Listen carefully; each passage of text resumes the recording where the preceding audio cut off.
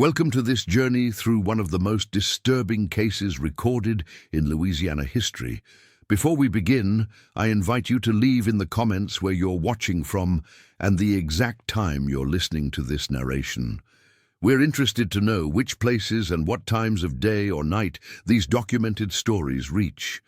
The summer of 1842 brought a heat so relentless to St. Francisville, Louisiana, that even the Spanish moss seemed to wilt under its weight.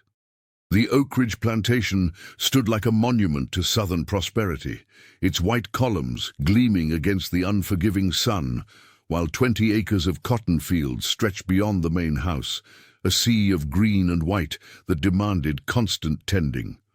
What happened at Oakidge that August would never make it to the official parish records, but fragments of the truth survived, buried in private journals, mentioned in hushed conversations, and preserved in the oral histories passed down by those who lived to tell the tale.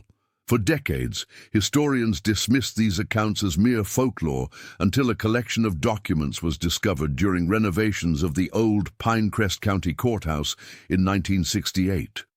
The documents were promptly filed away, classified as incomplete records, and eventually forgotten in the transition to modern archival systems. But they told a story that the plantation's owner, Thomas Beauregard Whitfield, had tried desperately to erase.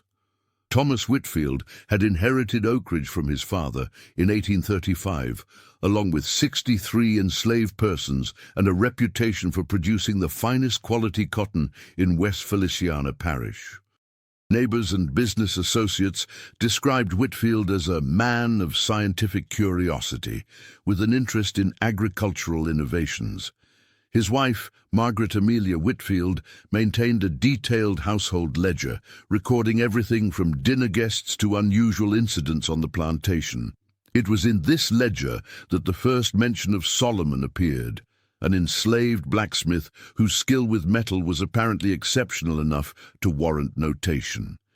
According to the household accounts, Solomon had been purchased from a plantation in Virginia for the considerable sum of $1,800, approximately triple the typical price, due to his extraordinary abilities as a craftsman. Solomon Johnson was assigned to the smithy at the edge of the property, where the main house was still visible, but far enough away that the constant ring of hammer on anvil wouldn't disturb the Whitfield family. According to records from Whitfield's business ledger, Solomon's work quickly became essential to the plantation's operations. He forged tools that lasted longer than any purchased from New Orleans merchants, repaired agricultural equipment with remarkable efficiency, and even created intricate decorative ironwork that adorned the Whitfield home. Fellow enslaved workers referred to him as the Master of Iron, according to oral histories collected by the Louisiana Historical Society in 1952. But what distinguished Solomon most wasn't just his technical ability. It was how he saw metal differently than others did. As one account stated, he understood iron like it spoke to him, could make it do things nobody else could. During his first year at Oakidge, Solomon worked within the established boundaries, fulfilling orders for standard plantation tools, hardware, and occasional decorative pieces for the main house. Thomas Whitfield seemed pleased with his investment, mentioning in correspondence to his brother-in-law in Charleston that the blacksmith has already paid for himself twice over in the quality of his work and savings on equipment repairs. Visitors to Oakidge often remarked on the craftsmanship evident in even the most mundane items produced by the plantation smithy. Parish records indicate that several neighboring plantation owners attempted to purchase Solomon, with one offering as much as $3,000, an offer Whitfield promptly declined. It was in the spring of 1842 that something changed in the dynamic between Whitfield and his valuable blacksmith. According to Margaret Whitfield's household ledger, Thomas began spending unusual amounts of time at the smithy, sometimes returning to the house well after dark, his clothes smelling of smoke and his fingers stained with charcoal.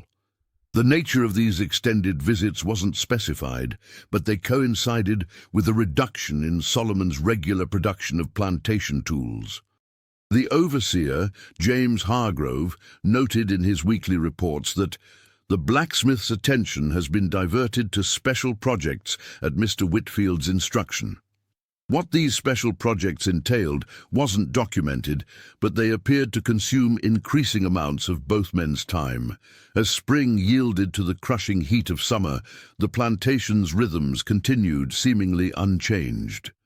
The cotton grew tall under the Louisiana sun, and the daily work of maintaining a profitable agricultural enterprise proceeded as it had for decades. But within this appearance of normalcy, something was taking shape in the smithy at the edge of the property.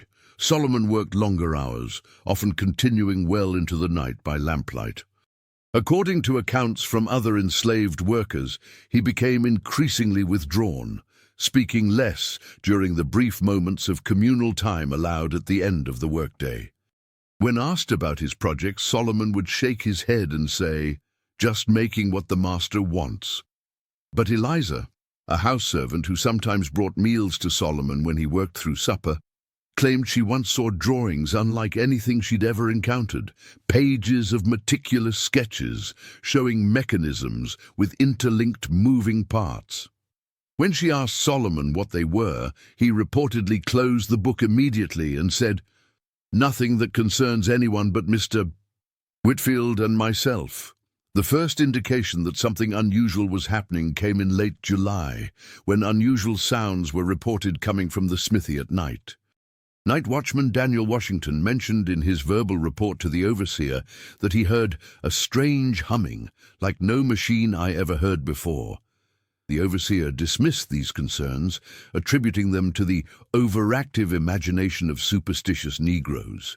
But the sounds continued, and according to accounts collected later, several enslaved workers witnessed strange flashes of light from the smithy windows at unusual hours. Harriet, another house servant, reported that Thomas Whitfield's behavior began to change around this time as well. He was distracted at meals, she recounted years later, would stare at nothing for minutes, then suddenly excuse himself to visit the smithy. The mistress didn't like it one bit. August 8th marked a turning point, according to the fragmentary records that survive. Margaret Whitfield's ledger contains an unusually terse entry. T spent entire day at smithy. Refused dinner, concerning behavior. The next day's entry mentioned raised voices heard from direction of smithy, and T returned to house in state of agitation. What transpired between Whitfield and Solomon remains speculative, but oral histories passed down through generations of former Oakidge workers suggest a fundamental disagreement had emerged between the two men. According to these accounts, Solomon had created something extraordinary, a device unlike anything seen before on the plantation. The nature of this invention wasn't clearly described in any surviving documentation, but whatever it was, it apparently exceeded Whitfield's expectations while simultaneously creating a point of irreconcilable conflict. The week that followed passed in a strange limbo, with Whitfield withdrawing to his study and Solomon continuing his work in isolation. The plantation overseer noted unusual instructions. "Mr. Whitfield has ordered that no one is to approach the smithy without his explicit permission." At night, the strange humming sound grew louder, and according to night watchman Daniel Washington's testimony, recorded years later, it wasn't just noise anymore. There was a rhythm to it, like it was building to something. And sometimes, when the wind was right, you could hear a voice singing along with it, Solomon's voice, but different somehow, like he wasn't singing to anyone living. On the night of August 15th, several witnesses reported seeing Thomas Whitfield walking toward the smithy well after midnight, carrying a lantern and walking with determined strides. What happened in the early hours of August 16th remains the most contested and mysterious element of the Oakidge incident. According to the official explanation recorded in parish documents, a fire broke out in the smithy due to improperly banked coals, destroying the building and resulting in the death of one male Negro blacksmith, property of T.B. Whitfield. The document credited Thomas Whitfield with attempting to rescue the man and sustaining minor burns in the process. But this neat explanation contradicts multiple witness accounts that emerged later. According to these suppressed testimonies, multiple enslaved workers were awakened not by the sound of fire, but by a mechanical wailing, unlike anything they'd ever heard before, followed by shouting, a single gunshot, and only then the crackling of flames. By the time anyone could approach the smithy, it was fully engulfed, with Thomas Whitfield standing a short distance away, watching it burn, with an expression that one witness described as not grief, not anger, but something like fear. The morning after the fire, Whitfield ordered the remains of the smithy to be cleared away completely and the ground ploughed under. According to the overseer's records, when asked about rebuilding the smithy, Whitfield responded curtly that Oakidge will purchase its ironwork from New Orleans henceforth. The charred remains recovered from the site were buried without ceremony in the unmarked section of land beyond the plantation's formal cemetery. Unusually, Whitfield himself supervised this burial, ensuring that a wooden box containing unspecified personal effects was interred alongside the remains. Within a week, all physical evidence of Solomon's work had been systematically erased from Oakidge. Tools were sold, finished pieces were removed from the main house, and according to Margaret Whitfield's ledger, Thomas ordered that the blacksmith's name is not to be mentioned in this household again under any circumstances. But erasing a person's legacy completely proved impossible, even for someone with Whitfield's resources and determination. Rumors spread through neighboring plantations of an invention that could have changed everything, though what exactly this meant varied widely in different accounts. Some claimed Solomon had created a new type of cotton gin that would have dramatically increased processing efficiency. Others suggested it was a novel irrigation system that would have transformed plantation agriculture. The more sensationalistic versions, documented by a traveling journalist in 1859, hinted at a mechanical contrivance that would have upset the very foundations of the peculiar institution itself. Whatever the truth, Thomas Whitfield's reaction suggested that Solomon's creation had somehow threatened the established order in ways significant enough to warrant its complete destruction. In the months following the smithy fire, Oakidge Plantation underwent subtle but significant changes. Thomas Whitfield, once known for his scientific curiosity and forward-thinking agricultural practices, withdrew from parish society. According to correspondence between Margaret Whitfield and her sister, he suffered from disturbed sleep, often waking in the night, claiming to hear that damnable humming. By October, Margaret reported that Thomas had moved to a separate bedroom, as his nighttime disturbances were affecting her health. Business ledgers from this period show a marked decline in the plantation's efficiency and profitability. Tools broke and weren't properly repaired. Agricultural innovations that neighboring plantations adopted were ignored at Oakidge. The once prosperous estate began a slow but steady decline. Perhaps the most telling evidence comes from an unexpected source, the journal of Dr. James Livingston, who attended to Thomas Whitfield during an illness in 1844. Among his medical observations, Livingston recorded, "Patient exhibits signs of nervous exhaustion and paranoid ideation. Repeatedly expresses concern about the machine, claiming to hear it operating at night beneath the floorboards of his bedroom. When pressed for details, patient becomes agitated and refuses further discussion.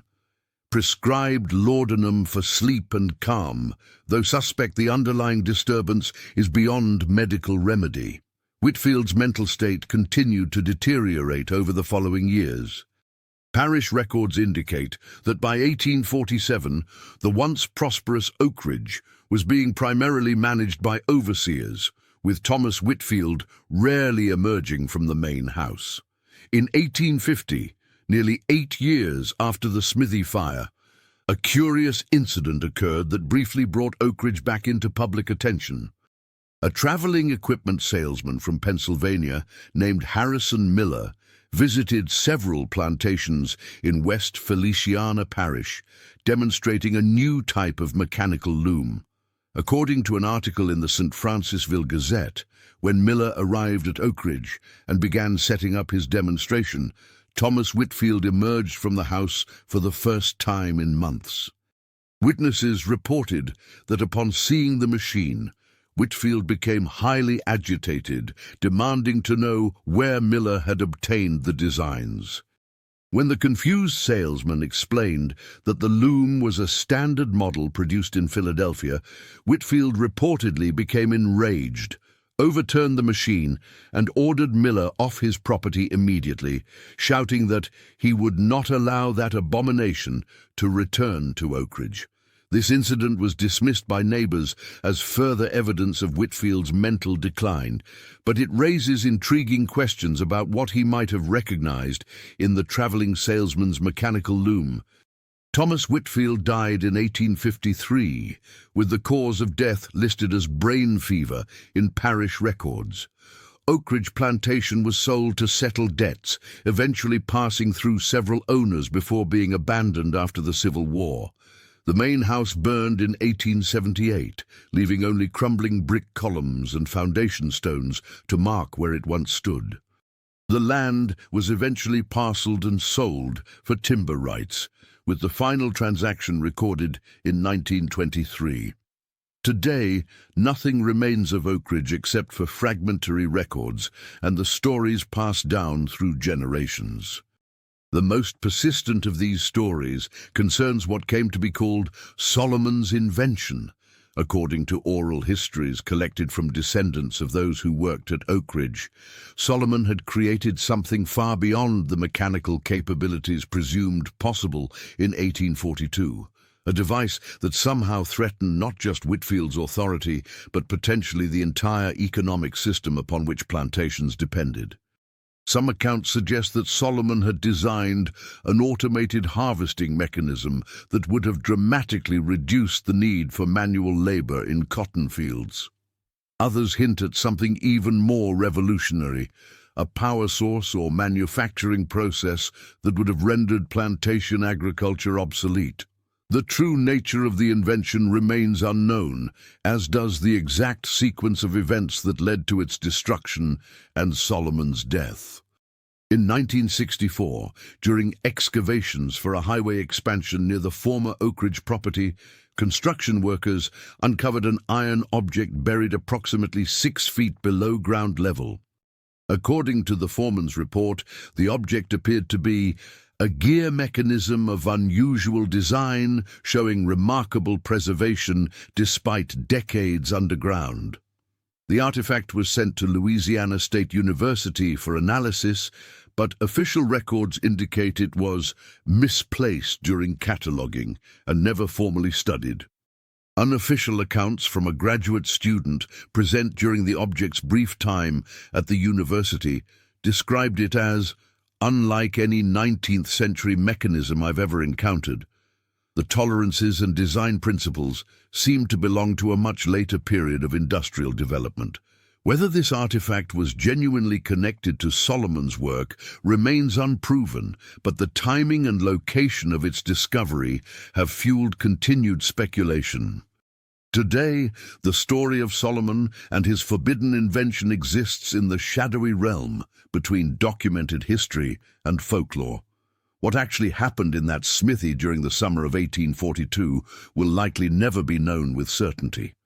But the fragments that survive in courthouse records, family papers, medical journals, and oral traditions paint a compelling picture of an extraordinary mind whose innovations were deemed too dangerous to exist within the confines of the antebellum South. Perhaps the most haunting aspect of the story isn't what was lost in the fire, but what might have been, how history might have unfolded differently if Solomon's creation had been allowed to change the world it briefly entered. Visitors to the former Oakidge site occasionally report hearing a strange metallic humming when the wind blows from the east, the direction where the smithy once stood. Others claim that on particularly hot summer nights, when the air hangs heavy with humidity, just as it did in August 1842, the sound of hammer-striking anvil echoes faintly across the overgrown fields. Local historians dismiss these accounts as typical of the ghost stories that accumulate around any site of historical tragedy. But for the descendants of those who witnessed the events at Oakidge, the sounds represent something more profound, the enduring legacy of an unnamed invention that briefly existed, threatened to change everything, and was then deliberately erased from history, leaving behind only questions and the faint, persistent echo of what might have been. In 1957, historian Eleanor Marchand uncovered correspondence between Thomas Whitfield and his brother-in-law, Charles Davenport of Charleston, that shed additional light on the events at Oakidge. In a letter dated June 23, 1842, less than 2 months before the fatal fire, Whitfield wrote, "The blacksmith has surpassed all expectations in his understanding of mechanical principles. I initially intended merely to employ his skill in creating a more efficient cotton processing mechanism, but his mind works in ways I could not have anticipated.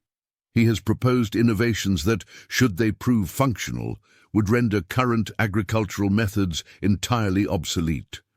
I find myself in the uncomfortable position of both marveling at and being disturbed by the implications." The letter continues with a cryptic reference to the application of steam power in a manner heretofore unimagined, but provides no technical details of the invention itself. This letter was discovered among Davenport family papers donated to the Charleston Historical Society, and might have remained buried in archives indefinitely, if not for Marchand's particular interest in technological innovations of the pre-war South. Her attempt to publish an article about Solomon's invention in the Journal of Southern History was met with editorial resistance, ostensibly due to insufficient primary documentation. The article was eventually published in a smaller regional publication in 1959, but received little attention outside academic circles.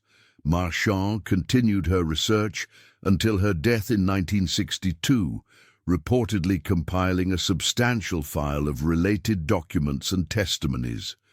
According to her colleague, Professor James Thornton, this collection was to be donated to Tulane University, but disappeared during the transfer of her effects.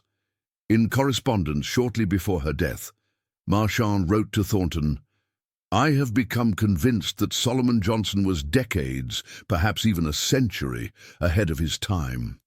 What he created in that plantation smithy would have revolutionized not just agriculture but industrial production itself. No wonder Whitfield reacted as he did. Such innovation, coming from an enslaved man in 1842, threatened not just one plantation, but an entire economic and social order." The 1960s brought renewed interest in Solomon's story when civil rights activists began documenting overlooked contributions of African Americans to America's technological development. Oral histories were collected from elderly residents of West Feliciana Parish, including 93-year-old Ezekiel Taylor, whose grandmother had been enslaved at a neighboring plantation. According to Taylor, stories about the blacksmith who made iron sing had been passed down through generations. "My grandmother told me that before the fire, people could hear his invention at night, making a sound like nothing else on earth, a humming that vibrated in your chest, not just your ears." She said some of the older folks thought it was the devil's work, but others recognized it as something miraculous, something that wasn't supposed to exist in their lifetime. Taylor's account corroborated a detail mentioned in other oral histories, that Solomon's device produced a distinctive sound.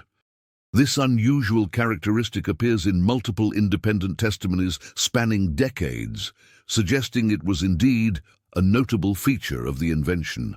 What could have generated such a sound? Engineering historian Dr. Robert Washington of Howard University suggested in a 1969 paper that Solomon might have created an early version of an electromagnetic generator, which would have produced exactly the type of humming described in accounts. The technical knowledge required for such an invention was theoretically available by 1842, though practical applications were in their infancy, Washington wrote. If Solomon Johnson had indeed created a functioning electromagnetic generator capable of producing usable power, it would have been decades ahead of commercial developments and potentially revolutionary in its implications for plantation economics. In 1845, 3 years after Solomon's death, a New Orleans newspaper carried a small item about a fire at the Whitfield town residence. According to the report, the blaze started in Thomas Whitfield's private study and destroyed various papers and personal effects before being contained. Margaret Whitfield was quoted attributing the fire to a fallen candle, but a servant interviewed by the reporter offered a different account, claiming that Mr. Whitfield had deliberately burned certain documents shortly before flames engulfed the room. This incident, largely forgotten until historian Caroline Dubois connected it to the Oakidge events in her 1967 dissertation, suggests a deliberate attempt by Whitfield to destroy remaining evidence related to Solomon's invention. Dubois' research also uncovered a curious omission in Thomas Whitfield's business ledgers. While meticulously documenting every expense related to Oakidge Plantation, the ledgers from January to August 1842 contain no record of purchases that would typically be associated with blacksmithing, no coal deliveries, no iron stock acquisitions, no replacement tools. Yet production from the smithy continued uninterrupted during this period, according to overseer reports. Dubois hypothesized that Whitfield was acquiring materials through channels he preferred not to document, possibly from sources outside his usual suppliers. This suggests, Dubois wrote, that whatever project occupied the smithy during those months required materials or components that Whitfield did not wish to be associated with his plantation accounts. Another puzzling detail emerged from parish import records for the spring of 1842.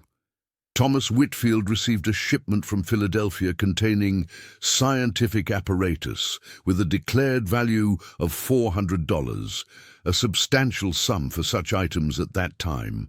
The shipment was delivered directly to Oakidge rather than passing through Whitfield's usual agents in New Orleans.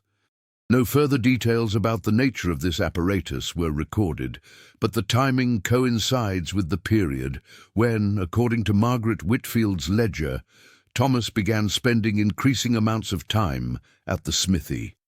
Could these scientific instruments have played a role in Solomon's mysterious invention?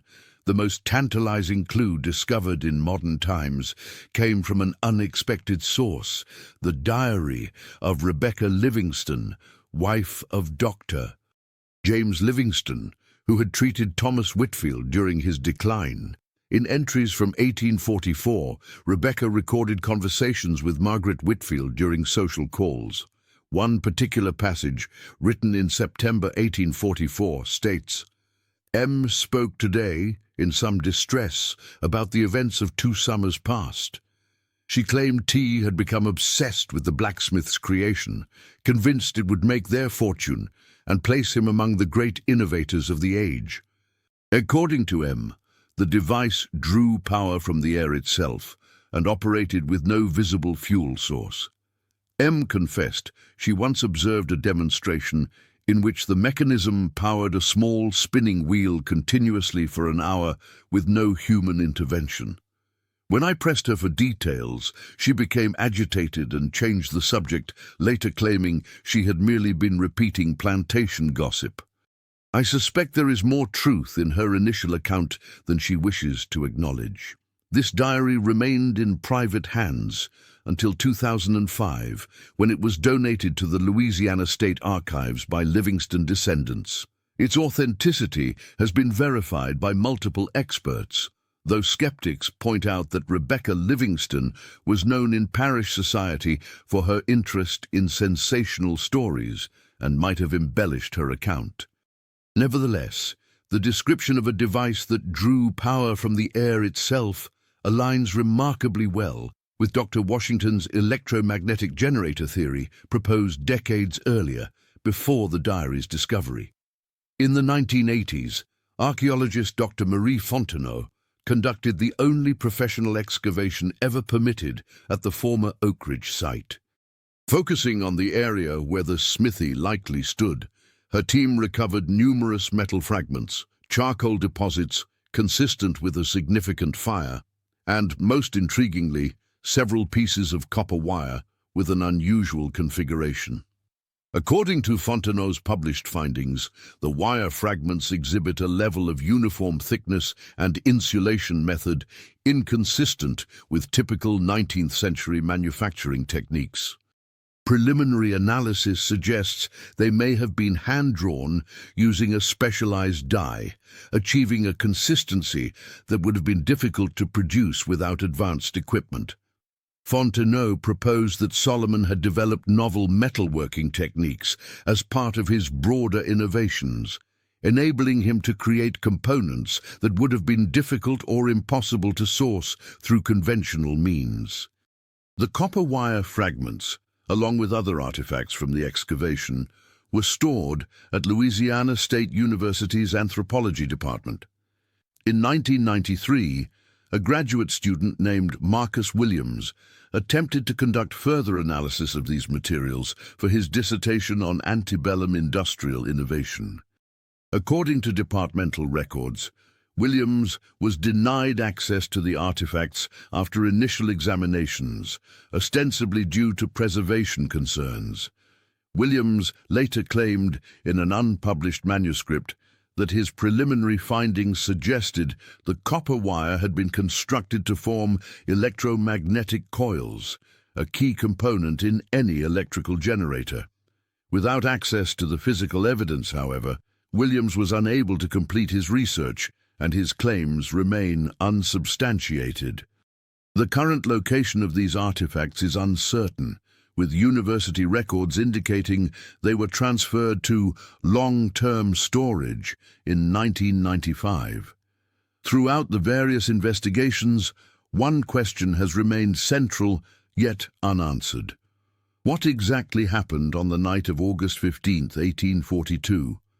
The official account of an accidental fire contradicts numerous witness testimonies that mention a gunshot before the flames appeared. If Thomas Whitfield did indeed shoot Solomon Johnson, as some accounts suggest, what precipitated such violence? Historian Dr. Elijah Thompson proposed in a 2011 paper that the conflict might have centered on ownership and control of the invention. "Consider the perspective of both men," Thompson wrote. For Whitfield, the device represented potential wealth and prestige, but only if he could claim it as his own innovation or at least control its deployment.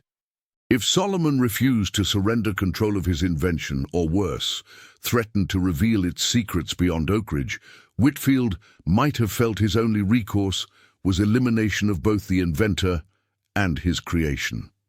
This theory gained additional support in 2014.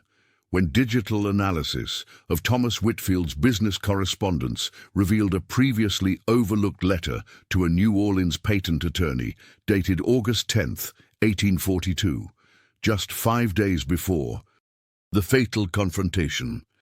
In this brief note, Whitfield inquired about the legal process for patenting a mechanical innovation developed on one's property by a skilled servant. The attorney's response, dated August 13th, confirmed that under Louisiana law, any innovation, discovery, or creation produced by enslaved persons automatically became the property of their owner, with all associated rights and privileges thereof. The attorney further advised that Whitfield need not mention the origin of the innovation when filing patent documents. For Solomon, it represented something far more profound, a creation of his own intellect that might have implications beyond anything Whitefield had anticipated. This correspondence suggests Whitefield was actively preparing to claim legal ownership of Solomon's invention shortly before the Smithy fire. The most disturbing theory about the events of August 15th was proposed by cultural historian Dr.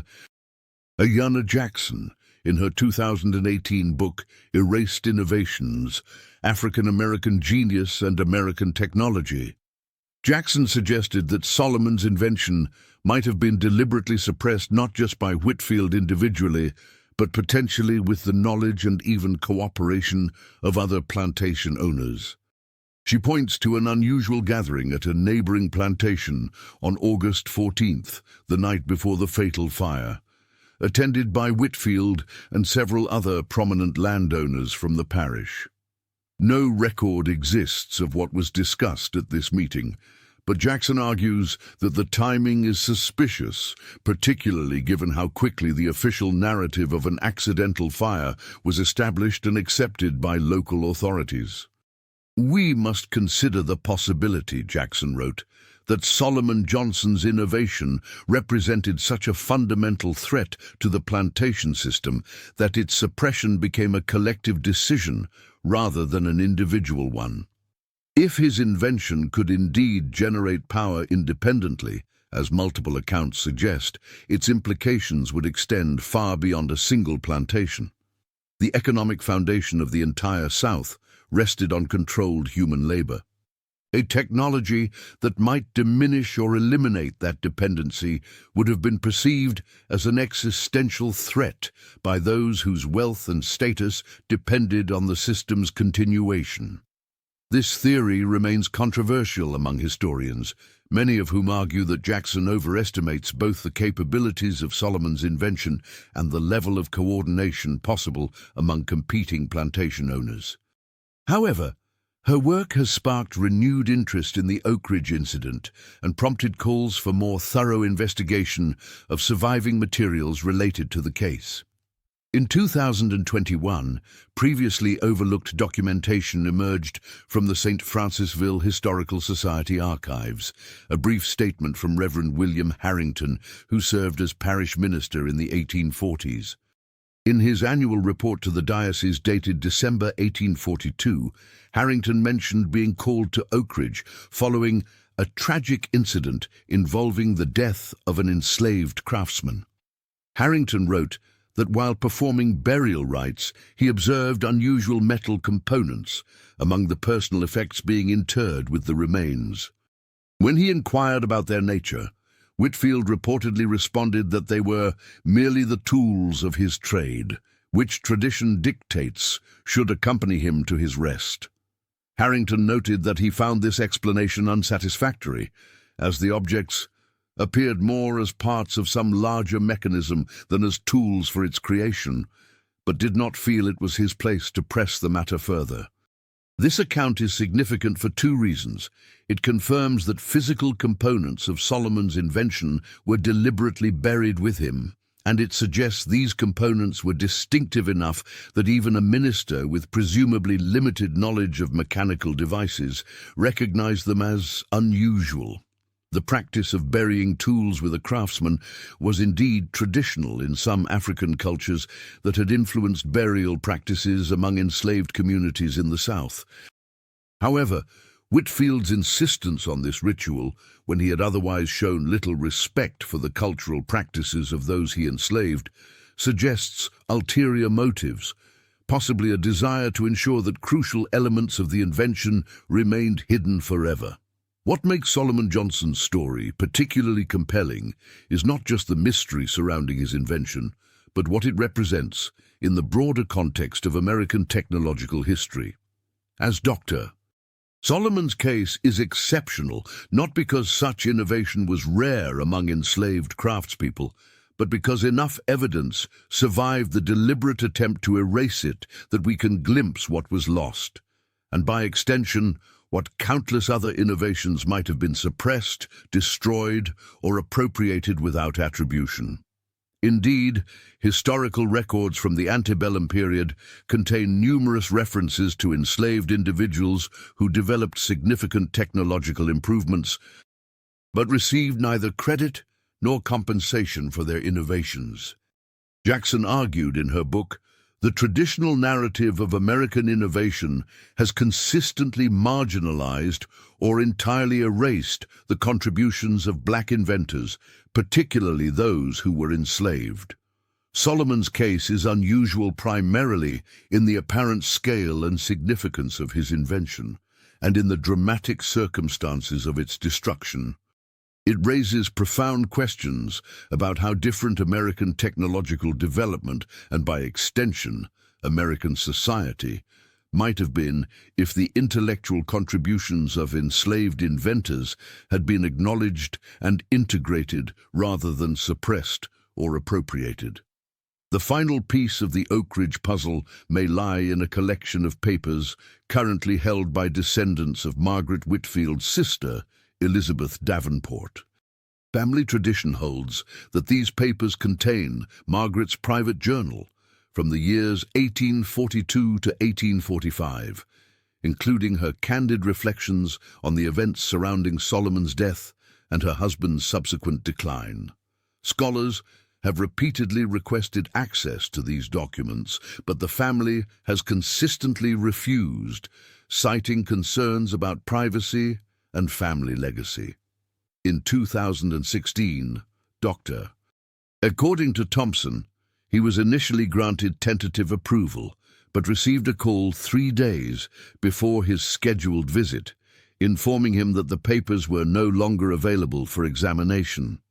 This continued secrecy, more than 170 years after the events in question, suggests that whatever is contained in Margaret Whitfield's private journal might substantially alter the understood narrative of what happened at Oakidge, perhaps confirming Thomas Whitfield's direct role in Solomon's death, or providing specific details about the nature and capabilities of the invention itself.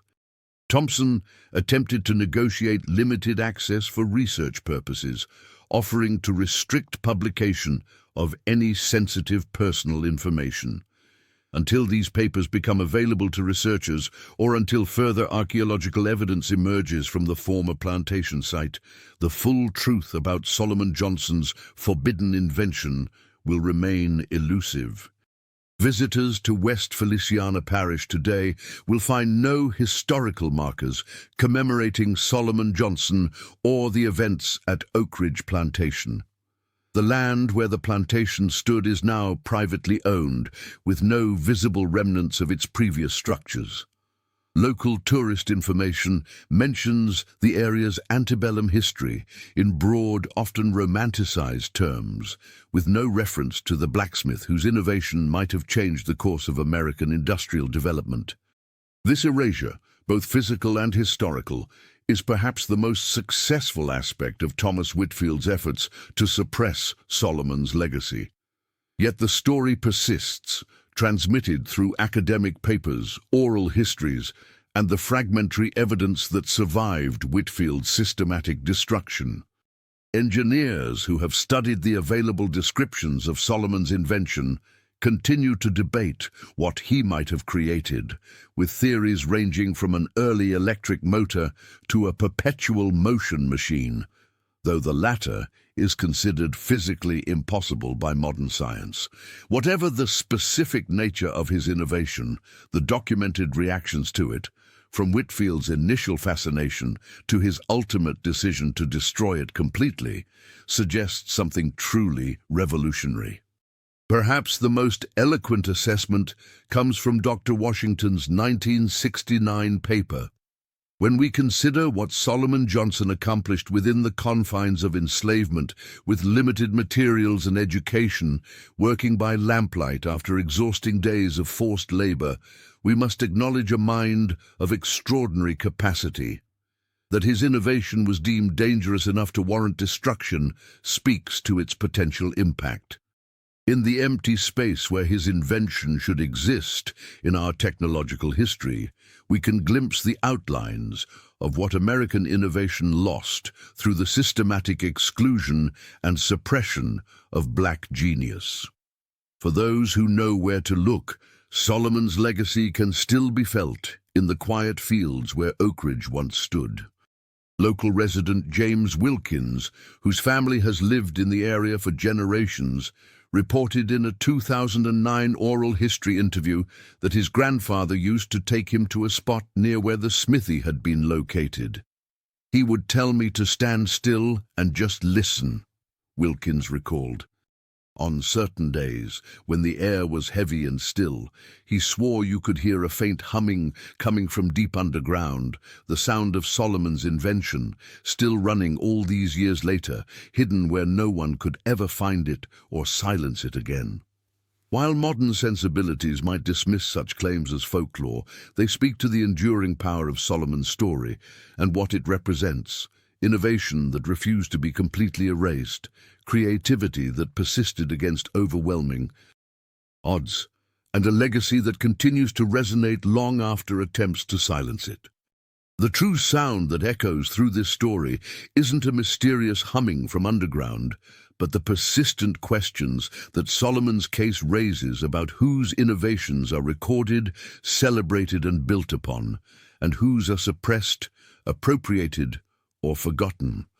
It is a sound that grows louder with each recovered document, each archaeological discovery, and each retelling of the story of the enslaved blacksmith whose forbidden invention changed a plantation forever, even as the plantation's owner tried desperately to ensure it changed nothing at all.